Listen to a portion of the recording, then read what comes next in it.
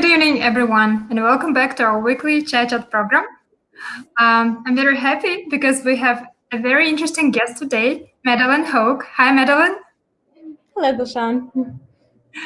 So, Madeleine Hoke is an English co-teacher in Karshi. She's also helping out at the New American Corner in Karshi. Back in the US, she's a devoted environmentalist, developing community farms and gardens, both as a student at the University of Chicago and in her home state of Michigan. Today, she's excited to talk about Earth Day as an American, as a longtime nature appreciator, and as a member of the modern environmentalism movement. And it's a very, very right time to talk about it, right, Madeleine? Because we're in the middle of this Earth Day campaign right now. Yes. And as usual, sorry? I'm incredibly excited to be here talking about the Earth. Yeah, thanks so much for being here. And I want to remind everyone, please make sure that you listen attentively and you ask your questions in the comments right below this video. And we also, at the end of the program, maybe we'll give you guys a weekend too. Madeleine will look at all of the questions and choose the best question. And the person who asked the best question will receive America Center Tashkent branded shirts, just like we did last week. All right, thanks so much, Madeleine. And I'm just leaving you here. Perfect. All right. Hello, everybody. It's a pleasure to be here with all of you this evening, or perhaps if you are in the United States, this early morning. So yes, as Gulshan introduced me, my name is Madeleine Hoke. I am here right now in Karshi, Uzbekistan, teaching, co-teaching and running English clubs and working here at the brand new American Corner, which is the first corner to open in Uzbekistan outside the capital in the city of Karshi. So if you are in the Karshi region at all, I highly encourage you to stop by. We have free internet, computers, lots of exciting weekly events. Myself and many other Americans are here and would love to practice English with you. So today, for this Chai Chat, I've been asked to speak about Earth Day, and I could not be more thrilled because this is a topic I have been passionate about for about as long as I can remember. I think it's something that the entire month of April should be devoted to, the entire year should be devoted to, and I think it's something that all of us should be thinking about all the time in our daily lives. So just real quick, so you have a little sense of who's talking at you for the next 40 minutes, I will tell you a little bit about myself. So I'm currently in Karshi, which is in the southeast of Uzbekistan, but my family is from Michigan in the United States, that little red state right there. I have a sister who's 3 years younger than me. I have a mother and a father who are my best friends and I love very much. I have a dog named Ali in that picture on the right. And my husband, PJ, is here in Karshi with me, also teaching English. He's here with the Fulbright program. And so my love of the earth certainly comes from these people as well. My hobbies, I love to read, always been reading. In my English clubs, I talk about how much I was reading as a child and how much I didn't go outside and didn't play and basically just read. I love to knit. I recently picked up knitting as my COVID-19 hobby. You can see the hat that I made on the upper right there. Here at the American Corner, PJ and I have been running board game nights. So in the center there, you can see us playing Bananagrams, which is like a version of Scrabble where there's letters in a banana, which has been a pretty big hit with the intermediate English learners here. And I also love to cook. So the food in Karshi has been absolutely incredible. Just absolutely incredible. The palov here, the samsa, just incredible food. So thank you to everyone who's watching this from Karshi for your incredible hospitality. And of course, I've always been appreciating the earth. So my family is from northern Michigan. There's many big national parks there. We have national parks in the United States, which is land that the government is specifically preserving, where no one can live, no one can do industry. It's just nature. And so we live right next to one of those parks, and I love to hike around it and kayak and explore it. All right, enough about me. So today, in discussing Earth Day, which is coming up soon on April 22nd, We will first talk about the history of Earth Day, what led up to its creation in the United States, and what has happened because of it. We will talk about what threats the Earth is facing today, and we will talk about what we can do as individuals, as concerned citizens, as people who love the Earth. So first things first, we have some people who English is their second language, so I'll also be explaining some words as we go. First, the environment, the natural world in which people, animal, and plants live. So this word has the connotation of being pro-environment, being pro-preserving the earth, preserving nature, keeping nature beautiful and clean, protecting the environment. All right, so the environmentalist movement began in the United States. This is, my expertise is United States specific. Began in the United States in the 1960s. There was more and more pollution after the Industrial Revolution. We saw bizarre natural events, like rivers full of pollution catching on fire, even though they're made of water, and people being severely injured or killed because of air pollution in cities. Many of these events were happening. In the midst of this, and in the midst of growing awareness of this, Rachel Carson came on the scene. She is someone I've talked about in my Female Figures event at the American Corner Karshi, so perhaps you already know about Rachel Carson. But she is a marine biologist, an investigative journalist, and she did research on pesticides used in farming in the United States, specifically one called DDT. DDT was used to protect crops from insects as a pesticide.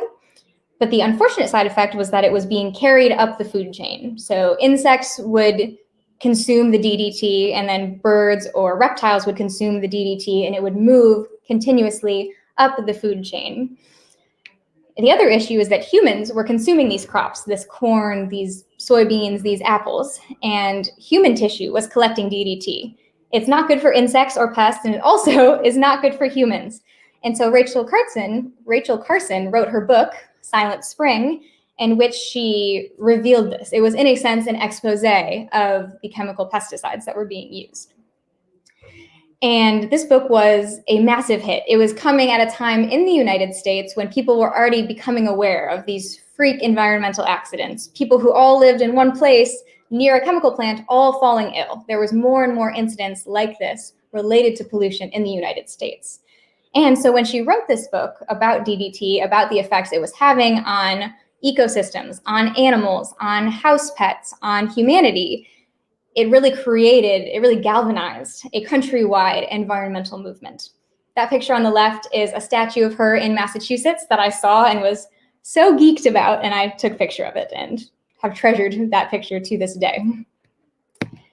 So Rachel Carson writes Silent Spring, and the environmentalism movement spreads across the US even more than it had previously. We have gatherings, we have teach-ins where people gather to talk about the environment and learn about the environment.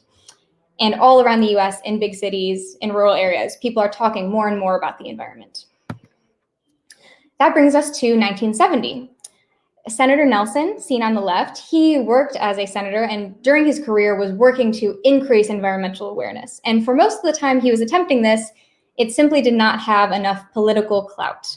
There was not enough interest in the environment across the population of the United States to make it a topic that people would talk about in politics. But then as the 60s were happening and as Silent Spring was written, he saw opportunity. He had witnessed the Vietnam War protests and the successful grassroots tactics they had used, such as the teach-in, where you gather, you bring in speakers, you do activities, you think about collectively the effects of an event, such as the Vietnam War. Or he thought, what about we do this for the Earth? So he hired Dennis Hayes, a graduate student from Harvard, who quit Harvard and worked for Senator Nelson and became an organizer of the first Earth Day. And of course, celebrations of the Earth have existed for a long time. This is just the US specific story for the USA.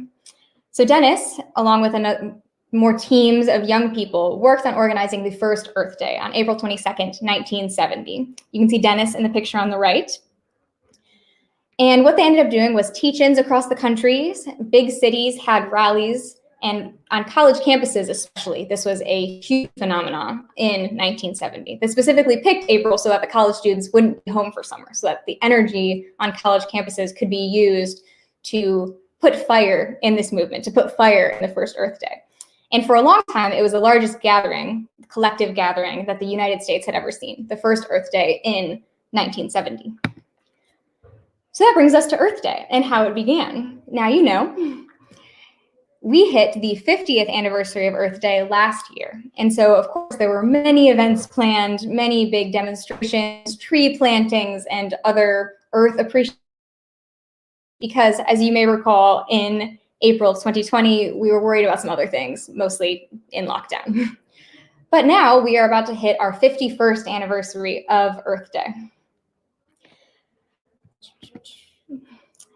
I would be remiss if I didn't show you that I too have celebrated Earth Day in ways that many have done, with individual action or group action in your local community. So here I'm picking up trash, I'm cleaning up a river in Chicago's Chinatown, and I have also worked with open lands on Earth Day in college, where we plant trees in public parks to try to increase Chicago. And there are many other ways that people celebrate Earth Day. There are teach-ins where you increase awareness about pollution, about single-use plastics, about fast fashion. There is beautification of spaces, such as I participated in, where you pick up trash and you otherwise clean up public areas. There are events where you plant trees and you landscape in order to create more beautiful spaces for everyone to enjoy. And so these things aren't necessarily on the same scale as the first Earth Day in 1970, where we were doing a large-scale teach-in movement specifically to raise awareness. But certainly Earth Day has continued to be celebrated since its birth in 1970. So now we've talked about the birth of Earth Day, we've talked about how it is celebrated. Now let's move away from the holiday itself, and we're going to talk a little bit more about how the Earth is doing, how the Earth is doing today in 2021. The biggest threats to the Earth, as there's a long list of things that could be hurting the Earth, but agreed upon by groups of scientists, are the following. And we will explore these terms in more depth. Climate change, which is the gradual warming, degree by degree Celsius, of the entire Earth. The greenhouse effect, which is the releasing of gases that trap heat close to the Earth's surface. Loss of biodiversity. So we have ecosystems that are made up of millions of different organisms working perfectly in harmony. And then something unbalances the system and they can spin wildly out of control. Rising sea levels, we will get to that in greater detail. And oceanic dead zones, areas in the ocean where the water has become deoxygenated. There's not enough oxygen for marine organisms to breathe. And so you end up with entire zones of the ocean where fish can't procreate, fish can't live, and marine organisms die. So all of these are pretty dire sounding, and they are something to be worried about. Let's talk about them in a little bit more detail. First, an important word to know, if you're unfamiliar with it, is emissions. Emissions. Emissions is a bit of a buzzword when it comes to global warming, but all it means is something like gas that is sent into the air. So when you drive a car from the exhaust pipe, those are emissions. When you burn coal in a factory, the smoke that comes out and goes into the air, that is an emission. So basically it just means you are burning something, and then what goes into the air is an emission. In this context, emissions we are talking about are generally either pollution, so something that causes smog over a dense city, pollution, but often when we talk about emissions, we mean carbon dioxide and water vapor and methane, gases that go into the air and contribute to the greenhouse effect. The greenhouse effect is named after a greenhouse, a glass structure that you grow plants on the inside of that is warm.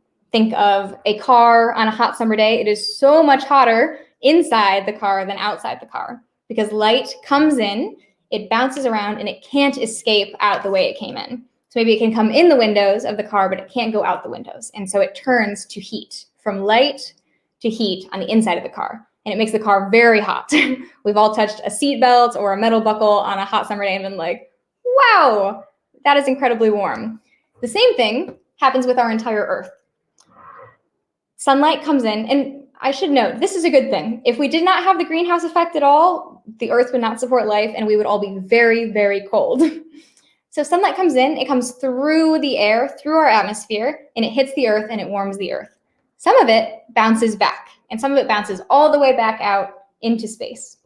Some of it bounces off the surface of the Earth, and it hits the atmosphere and comes back down. And so it becomes heat in the Earth. And this is good. This allows the Earth to be livable for us. It allows it to be a good temperature for humans and plants and animals.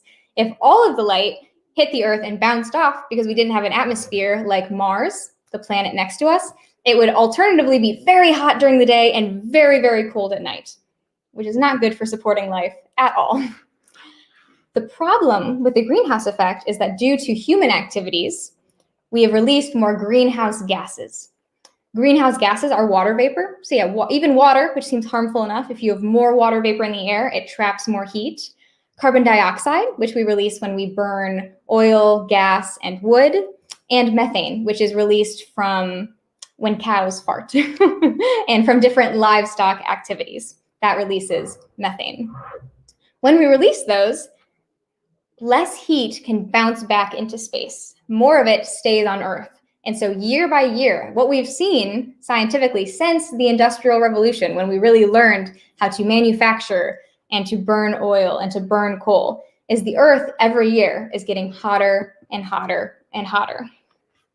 And an important distinction to make here that you may have heard before is the difference between weather and climate. Weather is local. It's very local. So maybe I would say Karshi is very hot in the summer. That's what everyone keeps telling me, but we will see. Or on Thursday, it will rain. And on Sunday, it will be sunny and warm. Alternatively, the global climate is taking measurements of temperature and other measurements from all over the world,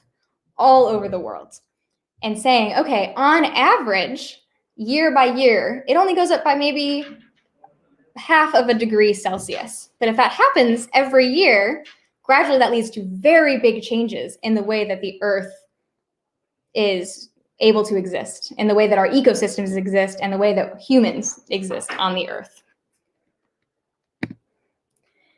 And that leads us into a vicious cycle. We as humans have increased greenhouse gas emissions through manufacturing, through deforestation, through burning of wood and lumber. We have sent more methane and water vapor and carbon dioxide into the atmosphere. This leads to climate change, the gradual warming of our planet. It's not dramatic. It happens only a little bit at a time, and it's been happening for over 100 years, a very long time. What climate change leads to, though, is a whole myriad, an entire grocery list of different effects, many of which are difficult for us to understand. So the first is loss of biodiversity. When climate change changes the temperature, it means that in some very delicate ecosystems where there is a food chain where something eats the plants and then something eats that bug and maybe a lizard eats that and a mammal eats that, these very delicate ecosystems where everything is relying on each other. Maybe one of those animals can't exist when the temperature increases and that animal dies, and then the entire food chain is thrown out of balance and the entire ecosystem is destroyed. So slowly we are losing different species. We are losing our biodiversity. Biodiversity meaning that we have lots and lots and lots of different species. Another that you've probably heard about in the news is rising sea levels. As the temperature of the Earth increases, the ice at the North Pole and the South Pole melts more. Of course, every season there is melting and refreezing of the polar ice caps. But with climate change, every year more is melting and less is refreezing.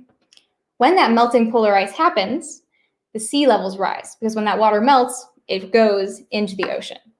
And so places like Florida, like London, places that are on the water will be increasingly threatened. And in fact, places like Miami are already being threatened with higher water levels.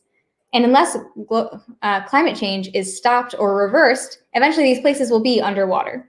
When we look at the United States or when we look at a map, it will start to shrink as ocean levels rise. And we discussed oceanic dead zones. These can be the result of pollution, where chemicals are released into the water, but also can be a result of climate change and temperature changes, leading to the destabilization of ecosystems. So we've talked a bit about how humans have led to greenhouse gas emissions and how those have then led to climate change. Climate change can then lead to more greenhouse gas emissions. So we end up with a positive feedback loop. When climate change melts ice, it leads to more water vapor in the atmosphere, and water vapor is a greenhouse gas, which then leads to more climate change. And so ends up being a positive feedback loop where we've started the problem. And now, even if all humans stop burning coal, stop burning oil, stop burning wood, still the cycle is happening. The cycle is happening. So even if we tomorrow completely stop, we still have an issue, a problem that needs to be solved. The Earth is already hotter than it should be. The climate has already changed.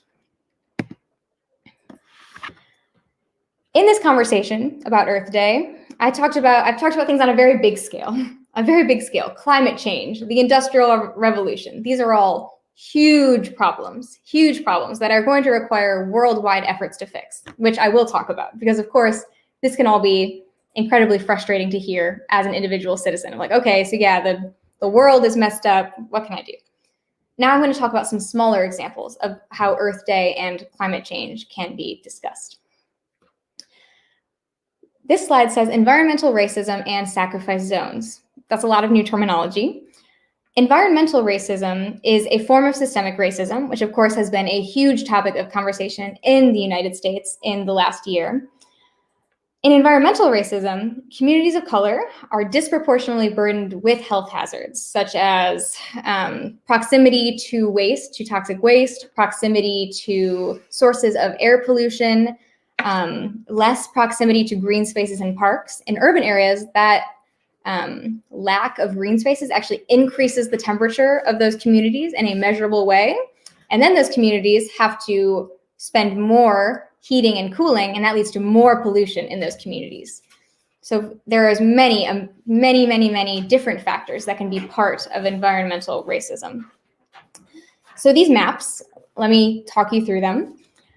This is the city of Chicago, a map of the city of Chicago divided up into neighborhoods. I am best qualified to talk about Chicago because I went to school there, but there are examples of environmental racism and sacrifice zones all across America and all across the world. This is just the one that I can talk about because I lived there. On the left, we see a map of Chicago. Red is the African American population. So more red means that those neighborhoods have a higher percentage of African Americans living there. The map on the right, where we see blue, those are Hispanic neighborhoods that have a higher percentage of Hispanic people living there. So in general, these maps represent the more disadvantaged communities, the communities that have had less money invested into their infrastructure, and the communities that generally have access to fewer resources, seen in red on the left and blue on the right. The map in the middle is a map of sacrifice zones, a map that shows environmental risk. So if you look at the map on the right, the Hispanic neighborhood, that blue lines up with the red on the middle map. This is a visual demonstration of how environmental racism works, where we look at the city of Chicago and we see white neighborhoods on the north and along the lake on the east side, and they do not have as much proximity in the middle map to red areas. Red areas are where we are seeing warehouses, we are seeing industrial centers, we are seeing things that release pollution, we are seeing fewer parks, and we are seeing more deaths from heat and cold related causes.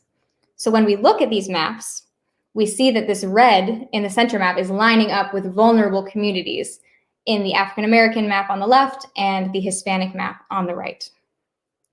And so when we talk about a sacrifice zone, that's all we mean. A sacrifice zone is an area where it is generally people of color or a marginalized community.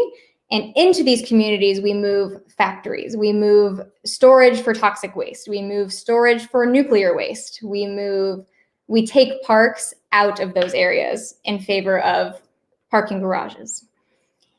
And so when we talk about Earth Day, ever since the Bill Clinton administration, this has been part of the conversation, environmental racism. How things like climate change, which are these huge problems that are difficult to conceptualize, will more directly impact vulnerable communities. If Miami starts to go underwater in the next decade or two, the people who are already marginalized in Miami, the Hispanic community there and the African American community there and the underprivileged poor communities there, will be the ones most affected by the water level rising. The people who are more privileged in those areas will have the money, they will have the capital to move, they will have capital to preserve the land that they have there.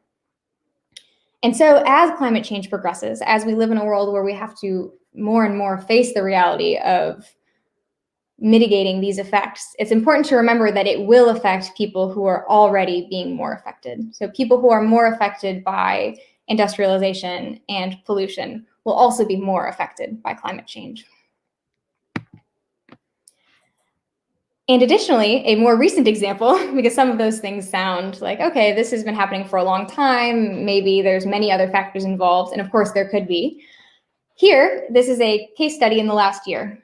In blue, we are again seeing Hispanic communities, and in red, or orange dots, a bigger orange dot means a bigger COVID outbreak, and smaller dots mean smaller COVID outbreaks. And again, we are seeing overlap between blue areas and bigger orange dots. These communities have less resources to effectively fight COVID. Maybe they have people who have to work, who don't have the option to stay at home because they're essential workers. Maybe they have less education, less access to PPE and cleaning supplies. It's an entire list of factors. But the reality is that these communities are where the bigger outbreaks happened. And so again, this is how sacrifice zones will tie into climate change and global warming. So that, of course, is a bit heavy. This is all a heavy topic, and I appreciate that. And so I think for me, when I became involved in the environmentalism movement, I would hear about the polar bears being at risk as ice was melting. And I would hear about orangutans suffering from deforestation because of palm oil production.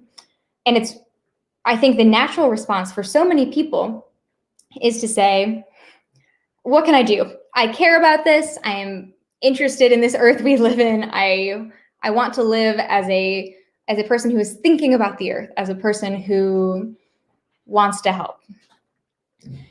And this is it's not an easy answer. It is in fact, a very complicated topic. And so I want to talk to you about something that I've put a lot of thought into, which is about individual action. What can I do as an individual? And there's really a duality to it. In some ways, it's futile. In some ways, it's pointless. And in some ways, it is absolutely necessary. So let me dive into that for you. First off, another vocab word, to conserve energy. To conserve energy. So this is the opposite of wasting energy. Wasting energy would be leaving all the lights on in your house, and when it's cold outside, maybe you crank the heater up as high as it goes, but then open the window because it's too hot. Something like that would be to waste energy.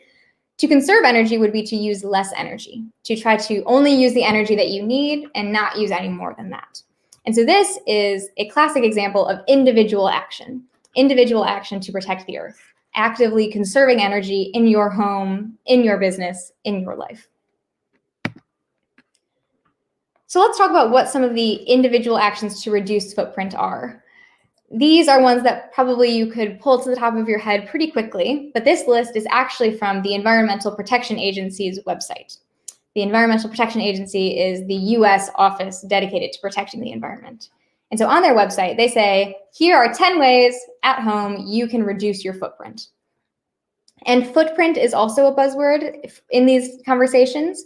Your footprint refers to your carbon footprint, which is how much CO2 you're emitting, how much carbon dioxide you are emitting as an individual per year. And so this is problematic in the way that talking about individual action to stop climate change is, but we will discuss that in a little bit. So what can I do at home? And it should be noted that I am skeptical of individual actions to fight climate change, but these are certainly things that are the most effective things you can do as an individual. And I think they are important. So let's go through them. First off, using energy efficient appliances. I'm not as familiar with appliances in Uzbekistan, but I believe there is an energy rating system on the ones in my apartment.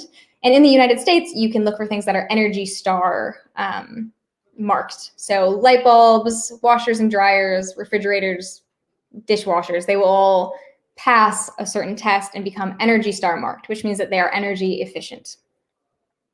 Another thing you can do is seal and insulate your home. A huge amount of energy that individuals use is in heating and cooling their spaces, their apartments or their homes. The more that you have effective windows, effective doors, and walls that don't let heat pass through easily, the more you will be able to heat only the amount that you need and not extra. So that's a way to use energy effectively, to conserve energy. Another, of course, the campaign that we have all seen, reduce, reuse, recycle. Try to reduce the amount of single-use plastics and other things that you are purchasing. Try to reuse what you can. And what you can't reuse or reduce, recycle it. So in the United States, we have systems to recycle glass and plastic and electronics and many other things. And it's something that I have not observed much in Karshi, but I would be very interested to learn more about how recycling works here or if it is an option. Another is to use water efficiently.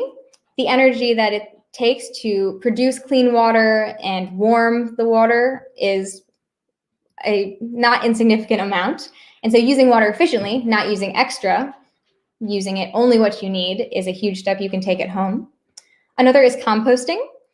A large percentage of food or of waste that goes to a landfill, about what you send to the landfill as an individual, about 20% of it is food waste. So fruit peels and food scraps and extra food related things.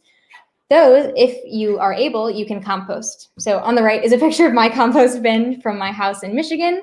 It's basically a Sterilite bin.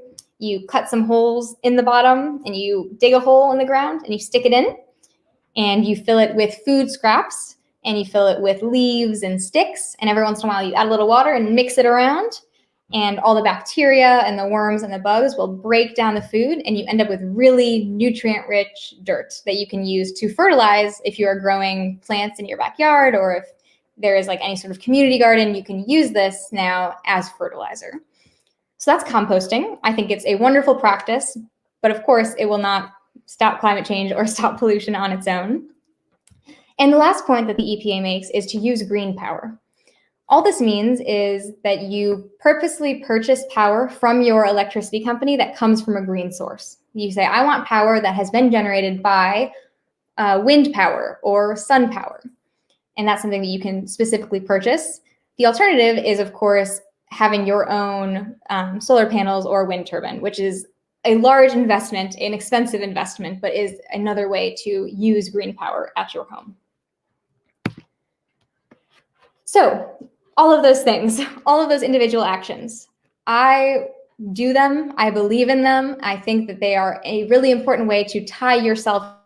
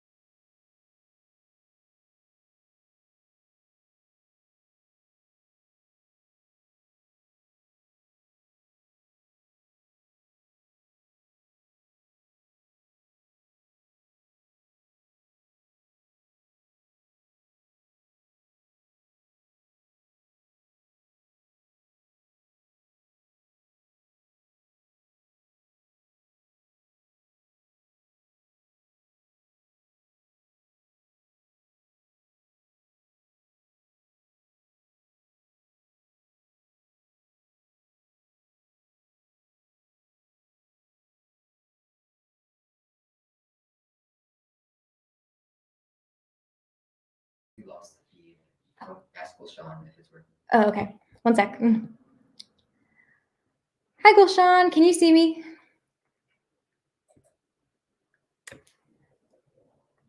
One sec, everyone. I think we're having a feed issue. Yes, we can see you.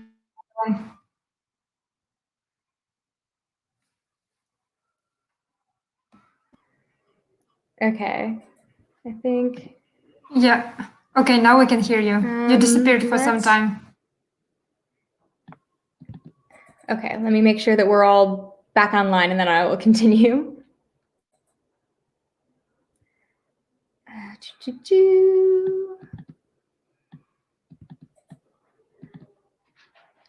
All right. Someone say in the comments if we're back or not? Let me know. Okay. We are back. Perfect. Thank you, Dilnoza. All right, I will continue. If Gulshan, yes, okay. Technical difficulties. Of course. It is easy to think that this might be a new statistic. Maybe it's 100 companies responsible for 71% of global emissions because companies are so big now. All the companies are being bought by other companies, and now we just have some very big companies. If you look at in the United States, very few companies own many of the smaller companies that we think are separate. But in fact, this statistic has been true since 1988. Since 1988. There is a list of the top 100 companies if you're interested. But the main point of this article, the main takeaway for me and for many environmentalists is so much of our effort as people who care about goes towards these individual actions, goes towards, a few years ago, we all decided no more plastic straws, no more plastic straws. And there have been crusades against the plastic things that hold cans together, those plastic things and how they can be found around the necks of wildlife. Those, of course, are important things. It's worth saying, wow, there's a lot of straws in landfills. Maybe we shouldn't use plastic straws. Maybe we should use reusable ones. And maybe we shouldn't create packaging that hurts wildlife. That is incredibly valid. But it's also worth asking, okay, if I want to be an environmentalist, someone who is fighting to protect the environment and do it in an effective way, this statistic means a lot to me. This statistic means that what I do as an individual, when I always turn off my lights before I leave the house, when I take the shortest shower possible, when I am only taking the train and not the plane, that is important, but it is not the cause. Even if I convince all of my friends and they convince all of their friends and all of us as individuals on the same day, we wake up tomorrow and we say, I'm going to live a perfect life to the extent of my ability in terms of my effect on the environment. My carbon footprint is going to be really low. It doesn't matter. Because even if we all cut out 29% of emissions, just 100 companies are responsible for the other 71%. They are responsible for the other 71%. And a fun tidbit about these 100 companies, for those who are in my female figures today, 2 of these companies are ExxonMobil and Chevron, which we talked about as the babies of Standard Oil after Ida Tarbell broke it up into its constituent companies. So just, connecting our topic from earlier today. And so when we look at this statistic, what we need to start thinking is that there is a fundamental disagreement between the short-term profits that companies make, the way that our current economic system motivates them to make profits, and sustainability. There is not a significant reward for sustainability. And certainly there have been different laws passed in different countries trying to reward companies for being more green, for having a smaller carbon footprint, for causing less emissions. There are these rewards, there are laws that governments have passed to try to motivate this. But fundamentally, at the moment in our world, short-term profits and sustainability disagree. We've been doing things one way since the Industrial Revolution. We have been burning coal and burning oil to power everything, to power the lifestyle that we currently live. And just changing it overnight is not easy. Even if everyone, even the CEOs of these 100 companies, woke up tomorrow and said, we're going to save the environment. It's very difficult. The entire way we live, all of the plastics we use, the way that we use electricity, all of it is tied into this statistic. And that brings us to something that has been around for a long time, but I think is certainly prevalent now in 2020, in 2021, in the past decade, where environmental consciousness has been very high. And that is corporate greenwashing. Greenwashing is a play on words. It is a play on whitewashing. Whitewashing being like trying to cover something up, like saying, oh, it's not so bad. It's not so bad, you whitewash it. So greenwashing is a word that means making yourself seem sustainable when really you're not. So maybe you draw the public's attention to a good project you are doing, a project where you clean up all the beaches in a city, you get rid of all the litter, and you draw the public's attention to that, you advertise it. But really, you are spilling oil somewhere in the ocean, and that is much, much worse than the good you are doing in cleaning up the beaches. And so corporations that now more than ever feel motivated to appear green. They want consumers to think that they are green, that they are good corporations. They greenwash. So on the right here, we have the little fox and the coyote. This was a Chevron advertisement campaign in the 1980s. I will read it for you real quick because it's just comedy gold. The little fox and the coyote. Across the twilight of a California desert, a kit fox hears the deadly footfalls of a coyote. Caught in the dangerous open, she can streak for safety to a curious mound at the edge of an oil field. People who work there, consulting with wildlife experts, built it specially for her. So now she can shoot through a pipe just big enough for her and into a cozy den that's designed to keep her snug and safe. Do people think of things like this just to help an endangered species make it through the night? People do. Chevron. So this is a huge ad campaign that Chevron released in the 1980s. This was not the only advertisement. This is just a specific example, but they had a butterfly sanctuary. They had other nature-related advertisements about how they were protecting the habitat of bears and how they were protecting the habitat of foxes. At the same time, Chevron, while running these ads, so maybe their butterfly preserve cost $5,000 a year, they spent millions on these advertisements. So while they spent millions on these advertisements about the den that they made for the little fox, they were violating the Clean Air Act, the Clean Water Act, and spilling oil into wildlife sanctuaries simultaneously. But of course, what does the public see? The public sees the little fox and the coyote. A more recent example is Nestle, the logo seen on the left. Recently, they released a statement saying, plastic waste is one of the biggest sustainability issues the world is facing today. Tackling it requires a collective approach. We are committed to finding improved solutions to reduce, reuse, and recycle. Our ambition is to achieve 100% recyclable or reusable packaging by 2025. It sounds good, right? We are committed by 2025. We understand the word sustainability. We said reduce, reuse, recycle. But this has classic greenwashing hallmarks. First of all, it's too vague. There's no numbers. It's not saying we are going to reduce emissions by this % by this date. There's no numbers. It sounds really good, but there's no concrete goal. It's too vague. It also enforces the power of a collective approach. It's saying if we all work together, this could happen. If you, individual consumer, decide to make a change tomorrow, we could do it. This is a very effective strategy for corporations like Nestle. It takes the burden of saving the environment off of these 100 companies responsible for 71% of global emissions, and it puts it on the individual. It says, with a collective approach, we can do it. And of course, that's partially very correct. It does take global, nationwide interest in the environment on an individual level. But the people who have the power to make decisions that will actually positively affect the earth is not the individual.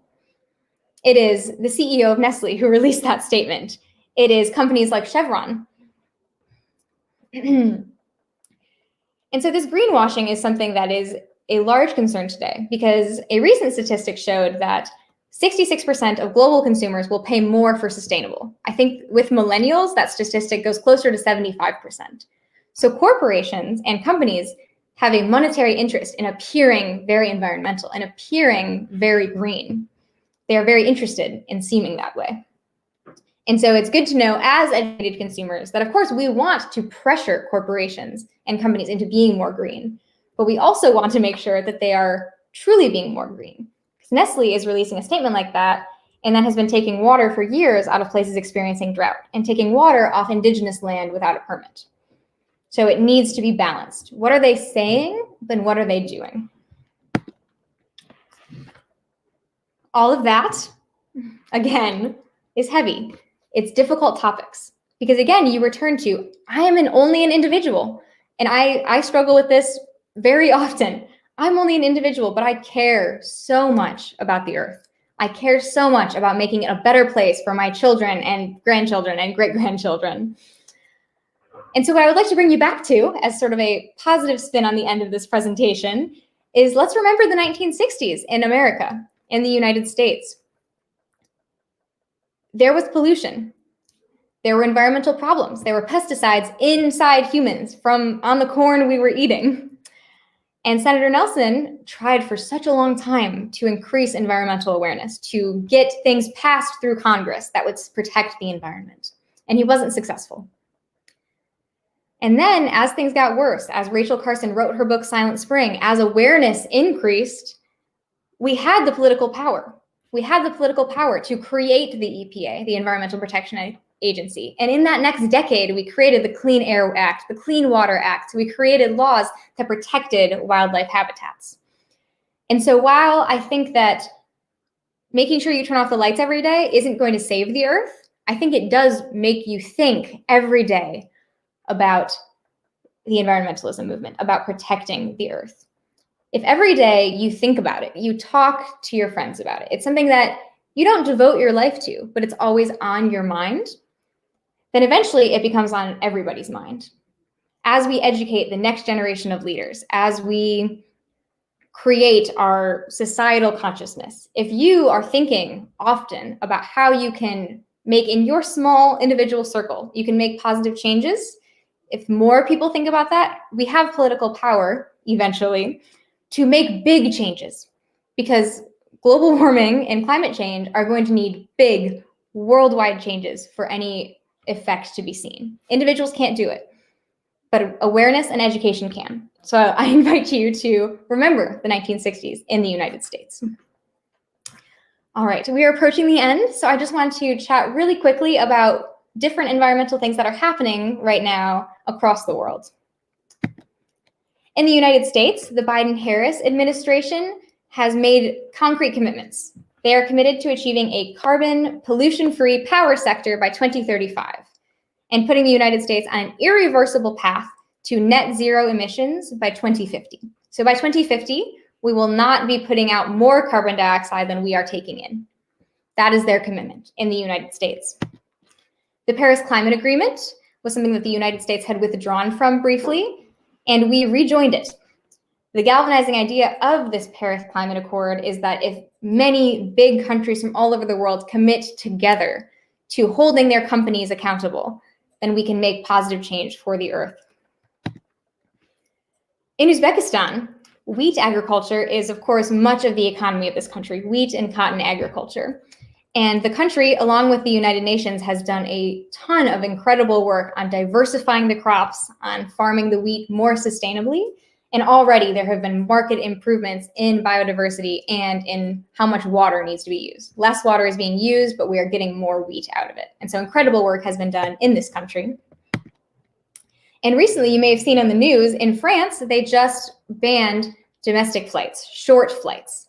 Planes are huge emitters of greenhouse gases, while trains are much more environmentally friendly and can be very fast. In the United States, we do not have many fast trains, but in France and in Europe, they do. And so the French government said, okay, if you are going from a city to another city, and that flight would only take 2.5 hours, then you're going to take the train instead. And so this is what can happen when you have the whole population, all the individuals thinking about how can we do better? How can we protect our earth? You get to apply pressure to politicians, to governments, and say, please make changes that will protect the earth for all of us. So here's a great example of that. All right. So that is everything I have to share with you today. These 3 resources I think are just absolutely incredible if you want to stay tied into these ideas I was talking about today. The first is NASA's Earth Minute on YouTube. These are just very short videos they release on different climate change topics that are very easy to digest, small bites, talking about the Earth. The EPA is what you can do at home. I walked you through many of those, composting and Energy Star appliances, but if you're interested in reading it yourself, it's called the EPA's What You Can Do at Home website. And the EPA's Household Carbon Footprint Calculator, again, this is an individual action. It is, of course, incredible to do, but it can be expensive. And again, it's not what will save the Earth in the end. But if you are interested in learning more about how you as an individual can reduce your carbon footprint, the Household Carbon Footprint Calculator is a wonderful resource. And that is all I have for you today. I really hope you enjoyed my passionate talking about the Earth, and I would love to answer some questions now. Thanks so much, Madeleine. It was very interesting, and thank you for bringing this awareness about environmental protection to our viewers. And we do have some questions. So the first question is from Nargiza Kanalieva, and she's saying that she wishes we also had Earth Day here in Uzbekistan. Please help us start this day in our hometown, Karshi. Oh, that's fantastic. Yes, I, of course, also feel the same. Earth Day started in the 1970s in the United States, and it became somewhat worldwide in 1990, but it certainly is not celebrated everywhere around the world in every city. And so the American Corner in Karshi is doing a ton of Earth Day programming, and we will be putting on more Earth Day events. And so I will certainly be putting forth as much effort as I can to raise awareness about the Earth on April 22nd. Yes, thank you. And everyone can celebrate it. It doesn't matter if you have it in Uzbekistan or not. You still can have this Earth Day, right? Mm-hmm. Yes. All right. So a question from Mohina Banu Adizova. She's asking, in order to solve environmental problems, what should we do? What way could we encourage people to save our environment? Fantastic question, and one I've spent a lot of brain power on, of course. I think the first most important thing is awareness. I think often it's just not top of mind for people.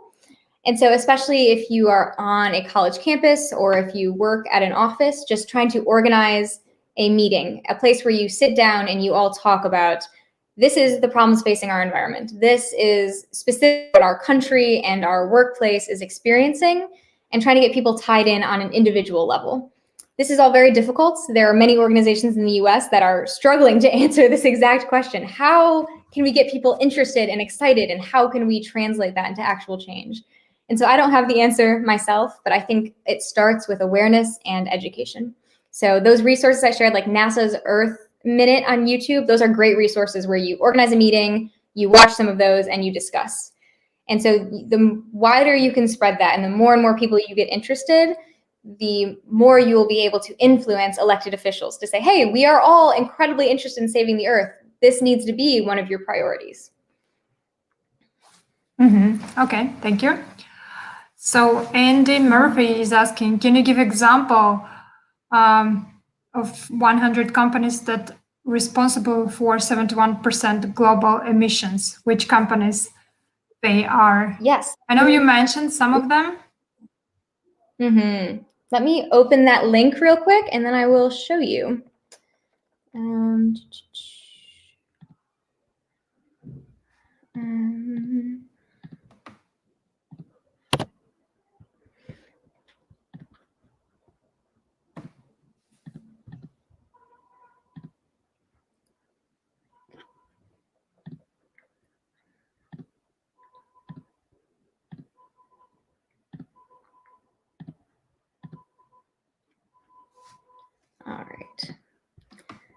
All right, can you see the article? Just a second. Yes, now we can see it. Okay. Here we are. So I believe at the bottom of this, there is a list. So here are the top 100 producers and their cumulative greenhouse emissions from 1988 to 2015. Let's So let's see. So many of these are organized around countries. And so here we have ExxonMobil. That's the one that came out of Standard Oil for those who are at my Female Figures talk. We have many different countries. So we have Russia, India, China, Saudi Arabia.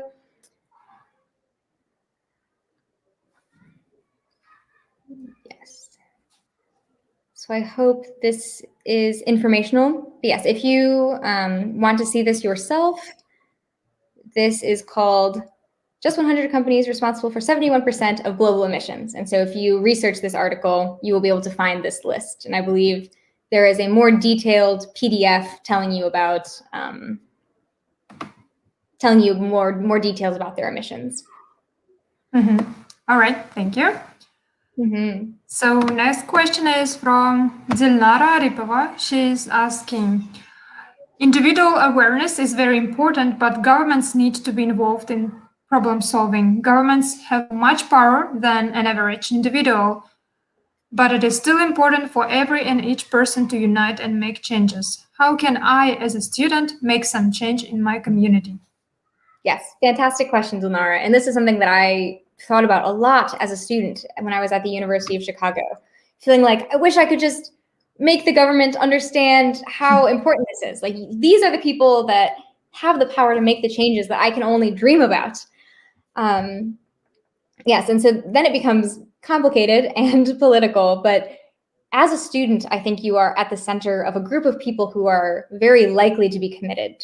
Once you leave university, it can be hard to find locations where there are a lot of people who are very passionate about the same thing as you.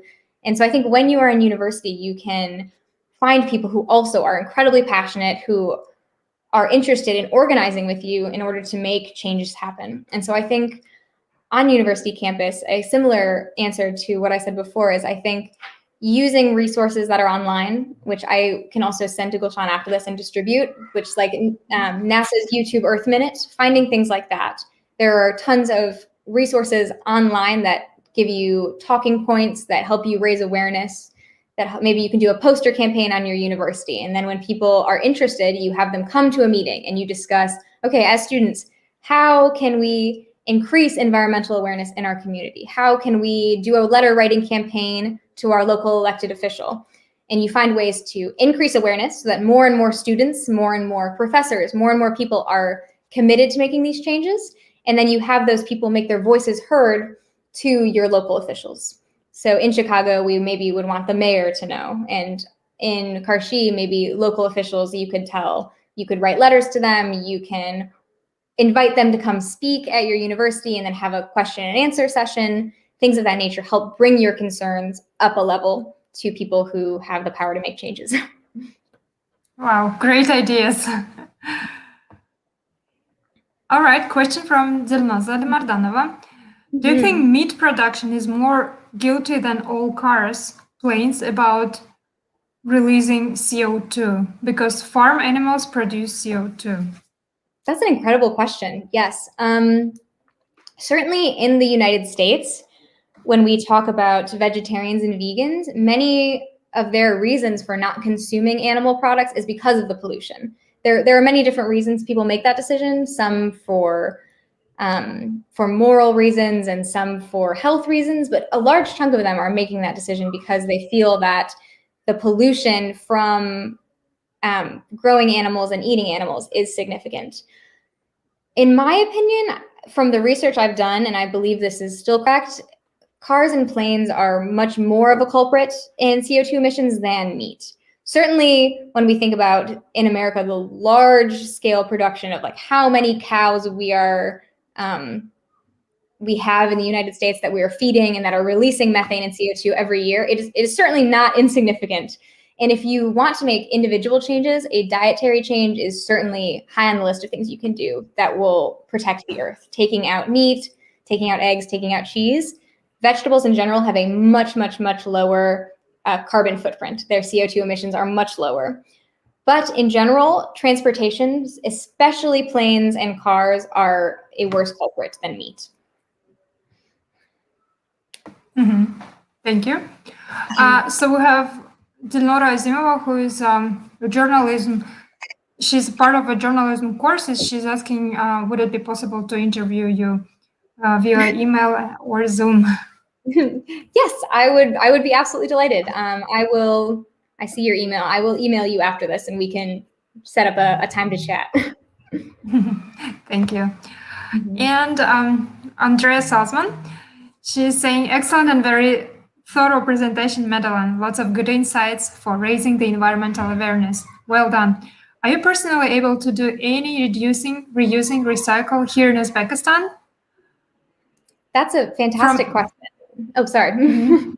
From taking your own grocery bags to the bazaar or do your grocery shopping to more useful repurposing, reusing items? Yes. So I have been here for 3 weeks now. And so probably I'm not the best person to answer this because I'm still adjusting. I'm still learning Uzbek and a little bit of Russian and basically trying to get my way around the city. And so I haven't quite settled into the routine that I hoped to be in yet. One thing that comes to mind when I see your question is in the United States, a big movement has been against plastic grocery bags, and people have been using reusable bags. And that movement was halted because of the pandemic, because grocery stores didn't want people bringing in their own bags, and they didn't want the cashiers to have to touch the possessions of people that might have COVID-19 on them. And so a big movement where people were using all reusable produce bags, reusable grocery bags was halted because people needed to use plastic bags to make sure COVID-19 wasn't spreading. And so similarly in Uzbekistan, I wonder if that has been a conversation at all. I know that here you are charged for using plastic bags, which is a fantastic step that the city of Chicago also took recently, where when you check out at a store, if you use 2 plastic bags, you have an extra charge on your total for those. And I think that's a fantastic incentive to try to decrease plastic use. So yes, here I do have tote bags that I've been using. Let me show you. I just received this tote bag today that I will use at the bazaar. It's very beautiful. Yeah, Uzbek design. An Uzbek tote bag. So certainly that is possible. As of yet, I haven't settled in enough to have a good sense of how to reduce, reuse, recycle most effectively. Certainly in Karshi, we are very aware of water usage because it is very hot, very much like a desert here. And so PJ, my husband and I have been adjusting to refilling our water and trying to use as little as possible for cooking and for cleaning and for washing our bodies. And so that's certainly something that's very top of mind. Thank you. Interesting question from Batir Toshniyazov. He's asking, do you think the more educated people are, the cleaner the environment? Wow, that is a fascinating question. I think it depends. If they are educated on the environment, that's probably true. But I think in general, I would not say that is the case. I think far more important than education is infrastructure. Do we have trash and recycling and composting receptacles everywhere? Because if there's no trash cans in the street and people have trash, the trash goes in the street. So I think more than education is important is the systems that are in place. If we have an effective trash recycling composting program, it will be cleaner. And I think certainly more educated people may have more awareness of wanting a system like that, but I don't think there is necessarily a correlation between cleanliness and education. I think I wouldn't make that connection. Okay, thank you. And I think we'll take the last question because we are already holding you up. So question from Nargis Yusupova is asking, what do you think about the future of electric cars and the impact of environmental change? Yes, this is also a huge conversation in the United States right now with, I know the car company Volvo has committed to having all electric cars by, I may say this, maybe 2030, that year might be incorrect. And Teslas are they are hugely popular in the US right now. And their main attraction is that they are electric cars. What I would say the issue with electric cars is, although I think they are certainly a step up, of course, Madeleine? a step up from regular cars. Yes.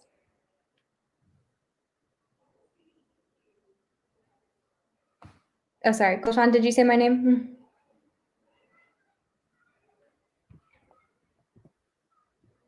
Madeleine, can you hear me? Yes, I can hear you. Can you hear me? Yes. Can you start from the beginning, the answer Yes. to this question? Yes, of course. My apologies. Sorry. No, of course. So, okay, starting from the beginning, please let me know if it stops working again.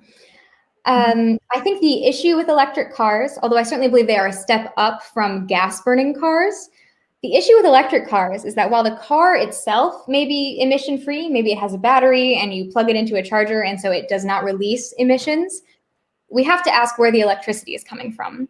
So if the electricity is coming from coal burning or the burning of natural gas, then the car is not any cleaner than a gas burning car would be. Because in an electric car that's being powered by gas burning or coal burning, the emission is just happening sooner. So you feel cleaner. You're like, oh, my car isn't making emissions, but the electricity is coming from something that is releasing emissions. And so electric cars are fantastic if we can get our electric grid to be making electricity from the sun, from the wind, from geothermal sources, from hydroelectric dams. But until that happens, an electric car is not an improvement that people think it is. It is, of course, an incredible technology and one that should be pursued, but we have to be careful about hailing it as a savior. Personally, I am a huge fan of public transportation. I think that Amtrak is wonderful. I think that infrastructure improvements in the US, like something that's similar to being done in France right now, where we decrease motivation to take planes and we increase motivation to take high-speed trains, that will be much more effective at the long term at decreasing emissions. Certainly in the United States and in Karshi, from what I can tell, the infrastructure is built around cars. We have roads, the way to get around is by cars.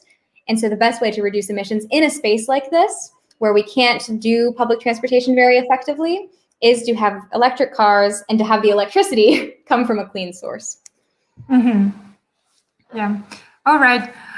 Thanks so much, Madeleine. We have to wrap up, and thanks everyone for wonderful questions. If we didn't answer some questions, we will definitely do after the presentation, after we finish the video. Also, I want to let everyone know that next Friday, we're going to be talking about English Language Day with Brianna Rogers. So please don't forget to join us next Friday. Yes, Madeleine, thanks again. Yes, thanks again. And it was so interesting and very, very, very important for us to talk about it today.